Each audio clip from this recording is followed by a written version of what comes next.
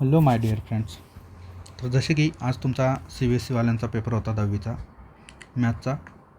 तर आपल्याकडे सेट 2 आहे. त्याचे आन्सर ज्यांना चेक करायचे असतील लवकर चेक करून घ्या. तर बघा, पेपर खूप इझी होता. तर त्याप्रकारे तुम्हाला आन्सर चेक करायचे असतील आन्सर चेक करून घ्या आपल्या चॅनलवर आणि तुमचे मार्क्स नक्कीच कळवा की तुमचा कोर्स स्कोअर किती येतो आहे. तर जसे की पहिले 20 मल्टिपल चॉईस क्वेश्चन होते. त्याच्यापैकी पहिला जो क्वेश्चन होता त्याच्यात पहिल्याचे आन्सर आहे सी. त्यानंतर MCQ दुसऱ्याचे आन्सर आहे ए. 3 नंबरचा MCQचा आन्सर आहे बी. चौथ्याचा आहे ए.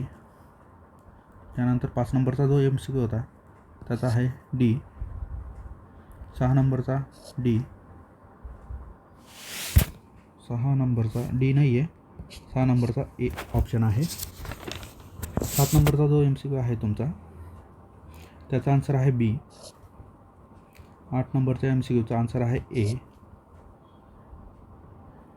9व्याचा आन्सर आहे डी. 10 number A. 11 नंबरच्या MCQचा ऑप्शन आहे ए. 12 नंबरचा जो आहे 12 नंबरमध्ये ऑप्शन आहे बी. नंतर 13 नंबरचा ऑप्शन आहे डी. 14 नंबरच्या क्वेश्चनचा आन्सर आहे 13चं डी आणि 14चं सी आहे. त्यानंतर 17 नंबर जो आहे 15 नंबरचा ऑप्शन आहे ए. 16 नंबरचा ऑप्शन आहे सी. 17 नंबरला आहे बी. 18 नंबरचा ऑप्शन आहे सी.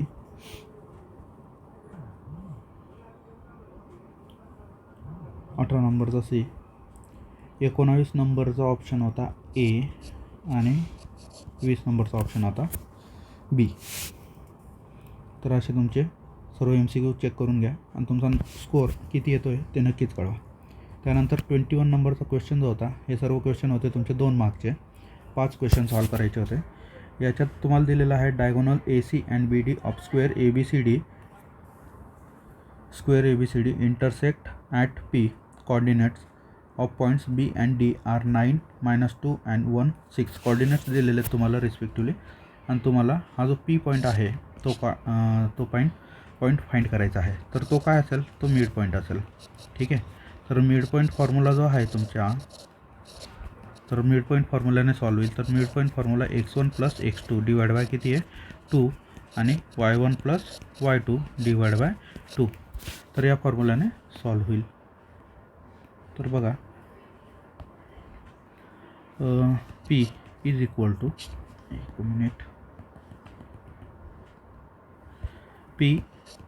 टू पॉईंट्स दिलेत आपल्याला त्याप्रकारे 9 + 1 डिवाइड बाय 2 येणार आणि इकडे -2 + 6 डिवाइड बाय 2. तर P इज इक्वल टू 10/2 आणि इकडे 4/2. तर P पॉईंट तुम्हाला मिळेल 5,2. तर हा P पॉईंट असेल. ठीक आहे. इथं क्वेश्चन विचारलेला होता फाइंड कोऑर्डिनेट्स ऑफ P. तर इथं आन्सर काय येणार आहे तुमचं 5,2. 2 मार्क्ससाठी होता क्वेश्चन. त्यानंतर find the length of the side of the square.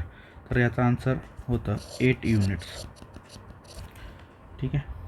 त्यानंतर याच्यातला जो बी क्वेश्चन होता, बी क्वेश्चन आहे विच इज इक्विडिस्टन्स. ठीक आहे. त्यानंतर 22 नंबरचा क्वेश्चन आहे. त्याच्यात आपल्याला 2 राईट अँगल ट्रायंगल्स दिलेले आहेत PRQ and PSQ are drawn same hypotenuse PQ. हा जो PQ आहे हा हायपोटेनियस आहे त्या दोघं ट्रायंगलचा. तर आपल्याला प्रूफ करायचं होतं हे वालं स्टेटमेंट. ठीक आहे. तर हे प्रूफ करण्यासाठी आधी ट्रायंगल जे आहेत ट्रायंगलला सिमिलर दाखवावं लागेल. तर आपण एक काम करू, दोघं ट्रायंगल घेऊन घेऊ.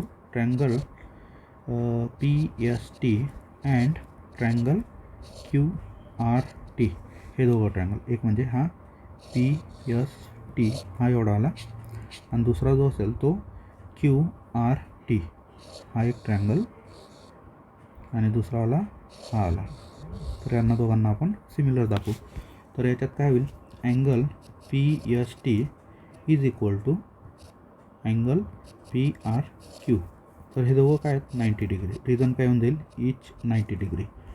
नंतर angle PTS is equal to angle QTR. हे दोघं काय असतील इक्वल राहतील. कशामुळे? कारण की दोघं काय आहेत वर्टिकली अपोजिट अँगल्स. त्यानंतर मग आपण यांना सांगून देऊ triangle PST is equal to ने सिमिलर ट्रायंगल QRT. ठीक आहे. By which test? AA test. या टेस्टने काय आहेत दोघं सिमिलर आहेत. तर याच्यात पुढे आपण काय करू शकतो, यांचे साईडचा रेशो पण काय असेल इक्वल असेल. तर ST is equal to RT upon PT is equal to QT is equal to PS upon QR. तर याच्या थ्रू आपल्याला जे प्रूफ करायचे आहे, तर इथून 2 रेशो घेऊ, हा एक आणि हा वाला. ठीक आहे. तर याच्यात काय क्रॉस मल्टिप्लाय करा. तर ST multiply by QT is equal to PT multiply RT. तर हे तुम्हाला प्रूफ करता येईल या प्रकारे. त्यानंतर 23 क्वेश्चन आहे. तर 23 नंबरचा question, find the length of the plank that can be use measure of length.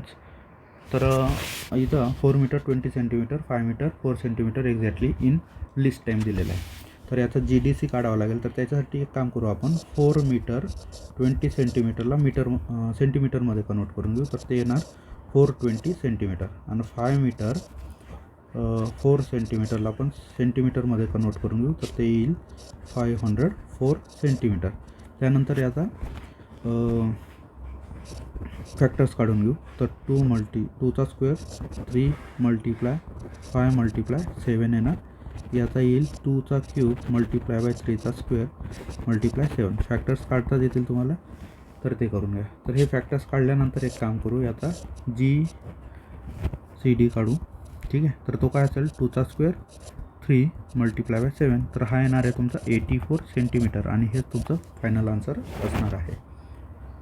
त्यानंतर ॲरिथमॅटिक प्रोग्रेशन दिलेली, त्याची फर्स्ट टर्म आहे 32 आणि लास्ट टर्म आहे -10.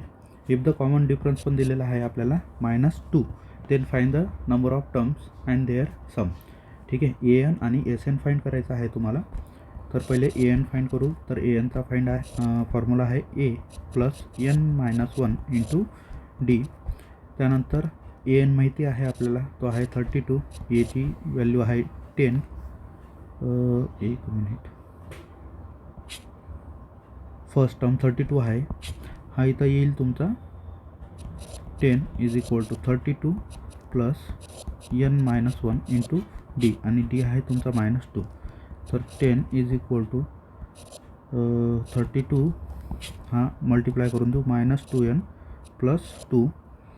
तर इथं तुमचा 2N इज इक्वल टू 24 येणार आणि N इज इक्वल टू किती येईल 12. तर N 12 असेल तर नंबर ऑफ टर्म्स किती असतील 12. आणि SN काढण्यासाठी फॉर्म्युला आहे N/2 A प्लस L म्हणजे लास्ट टर्म फर्स्ट टर्म. तर 12 डिवाइड बाय 2 कारण की S 12 काढायचं आहे. ठीक आहे. 12 टर्म्स होते. त्यानंतर हे किती आहे आपल्याकडे 32 प्लस 10. तर हे किती होणार 2 × 2 2 6 6 मल्टिप्लाय बाय 42. तर याचा आन्सर फायनल असेल 252. ठीक आहे. त्यानंतर इथं S28 काढायचा होता, सेम फॉर्म्युला येईल. ठीक आहे. तर S28 इथं डायरेक्ट आन्सर चेक करा तुमचं 1162 असेल. त्यानंतर 100 small thermocol balls of radius 0.5 centimetre are kept in a spherical balloons of radius 20 centimetre. Find the volume of air in the balloon. तर बघा याचा व्हॉल्यूम जो येणार आहे बांधणं, तर व्हॉल्यूम असेल, फायनल आन्सर देतो एवढं 10,500 पाय सेंटीमीटर क्यूब. कारण की व्हॉल्यूम कशात होतो सेंटीमीटर क्यूबमध्ये असतो. तर या प्रकारे तुमचे 25 क्वेश्चन चेक करून घ्या. त्यानंतर आता सेक्शन C चालू करू आपण. सेक्शन Cमध्ये तुम्हाला मी डायरेक्ट आन्सर लिहून देतो, तर तुम्ही डायरेक्ट आन्सरच चेक करा. आता काय कशीही सॉल्व केले असणार, शेवटी आन्सर महत्त्वाचे आहेत. तर आन्सर मॅच करून घ्या. तर याच्यात 2 नंबर येतील -16 आणि -15 हे ते 2 नंबर होते. त्यानंतर इथे P पॉईंट्स जे काढायचे होते, तर P पॉईंट्स होतं 1/13 आणि दुसरं 2/13. त्यानंतर प्रूफ करायचे आहेत क्वेश्चन, तर ते करून घ्या. नंतर आहे याच्यातला फर्स्ट विचारले जातं perimeter of the major sector OACD CB. तर याचा आन्सर आहे एक तर 130/3 सेंटीमीटर किंवा मग पॉईंट्समध्ये काढलं असेल तर 43.33 सेंटीमीटर. आणि दुसरं असेल, दुसऱ्याचा आन्सर आहे 30.13 सेंटीमीटर. ठीक आहे. तर 30 नंबरचा क्वेश्चन प्रूव्ह दॅट वाला आहे. ठीक आहे. एवढं मी इथं सॉल्व करून देत नाही, नेक्स्ट व्हिडिओ येईल तर तिथे आपण बघू. त्यानंतर इथं आहे, हा जो क्वेश्चन होता याच्यात तुम्हाला पी बी डिस्टन्स काढायचं होतं. तर पी बी डिस्टन्स आहे 6 सेंटीमीटर. ठीक आहे. खूप मेहनत घ्यावी लागणार होती या क्वेश्चनसाठी. त्यानंतर सेक्शन डी चालू होतं आहे. आता सेक्शन डीमध्ये तुम्हाला 4 मार्क्ससाठी एक क्वेश्चन आहे. तर पहिला जो क्वेश्चन होता हा जो आहे 32, एक मिनिट, 32 जो आहे याच्यात तुम्हाला 3 आन्सर विचारलेले होते. तर find height of the tower. तर टावरची हाईट होती तुमची 17.3 मीटर. त्यानंतर इथं length of the wires attach आहे ना, 2 ठिकाणी वायर अटॅच केलेली होती. तर याच्यात आन्सर होता, एकचा आहे 34.6 मीटर, आन्सर मॅच करा, आणि दुसरा आहे 60 मीटर. असे 2 आन्सर होते.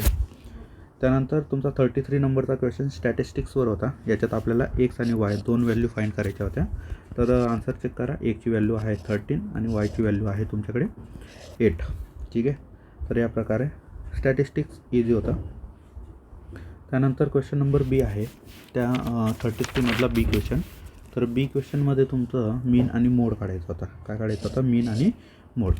तर मीन जो होता, तर मीन किती आलेला होता? 34.8 यायला पाहिजे. आणि जो मोड होता, तर मोडचा आन्सर तुमचं 42.31 हे असायला पाहिजे. ठीक आहे. आन्सर चेक करून घ्या मित्रांनो, आणि कमेंटमध्ये नक्कीच सांगा की तुमचा स्कोअर किती येतो आहे, मार्क्स किती वाटत आहे तुम्हाला आन्सर चेक करून. तर चला, 35 नंबरचा क्वेश्चन बी जो आहे, हे तर ग्राफिकली तुम्हाला रिप्रेझेंट करायचं होतं, ग्राफ बनवायचा होता. इझी होता तो पण. त्यानंतर इथे लिनियर इक्वेशन बनवायचे आहेत, आपल्याला रिप्रेझेंट करायचे आहेत. तर x plus y is equal to 11, आणि दुसरा आहे त्याच्यातलं दुसरं इक्वेशन बनेल -x plus y is equal to 1. हे 2 इक्वेशन रिप्रेझेंट करायचे होते. त्यानंतर विचारलं आहे verify that the equation have unique solution. तर याचं हे युनिक सोल्युशन आहे. ठीक आहे. आणि लास्ट 2 डिजिट नंबर जो काढायचा होता, तर तो 2 डिजिट नंबर होता 56. तर या प्रकारे 35 क्वेश्चन झालेले आहेत. आता सेक्शन ई आहे, जो असतो 4 मार्क्ससाठी. तर बघा, 36 तुम्हाला प्रोबॅबिलिटीचा क्वेश्चन होता. तर प्रोबॅबिलिटीमध्ये पहिल्याचा आन्सर होता 23/101, दुसऱ्याचा आन्सर होता 15/101, आणि तिसऱ्याचा आन्सर होता 8/104. ठीक आहे. तर आन्सर चेक करून घ्या याची. त्यानंतर आता बघू आपण 37 नंबर केस स्टडीवर होता. दुसरी केस स्टडी दिलेली होती. तर याच्यात बघा, ही केस स्टडी दिलेली होती. तर याच्यात आपल्याला सॉल्व करायचं होतं. तर total height of the fountain जी होती, तर ती होती 35 सेंटीमीटर. त्यानंतर याचा वॉल्यूम जो होता, तर वॉल्यूम होता 4851 सेंटीमीटर क्यूब. आणि थर्डमध्ये ए जो होता, तर त्याचं होतं 3333 सेंटीमीटर क्यूब. ठीक आहे. त्यानंतर बीमध्ये काढायचं होतं तुम्हाला sum of the outer curve surface area आणि surface area of the ball. तर हा होता 3586 सेंटीमीटर स्क्वेअर. हे आन्सर पाहिजे तुम्हाला, हे आन्सर यायला पाहिजे. त्यानंतर केस स्टडी 3 जी होती, या केस स्टडी 3मध्ये याचे आन्सर होते. पहिल्याचा आन्सर आहे 9 फीट, दुसऱ्याचा आन्सर आहे -2,4, तिसऱ्याचा आन्सर आहे 6 फीट, आणि चौथ्याचा आन्सर होतं 0,8. तर या प्रकारे तुमचा पेपर आन्सर दिलेली आहेत. तर चेक करून घ्या. व्हिडिओ आवडला असेल तर लाईक करा, आणि तुमचा स्कोअर कमेंटमध्ये नक्कीच कळवा. तर ठीक आहे, पुढच्या पेपरसाठी ऑल द बेस्ट. चांगला अभ्यास करा आणि पेपर चांगला लिहा. सायन्ससाठी माइंड मॅप पाहिजे असतील तर आपण अपलोड करणार आहोत. चॅनलला फॉलो करून घ्या, सबस्क्राईब करा. Tata, bye bye.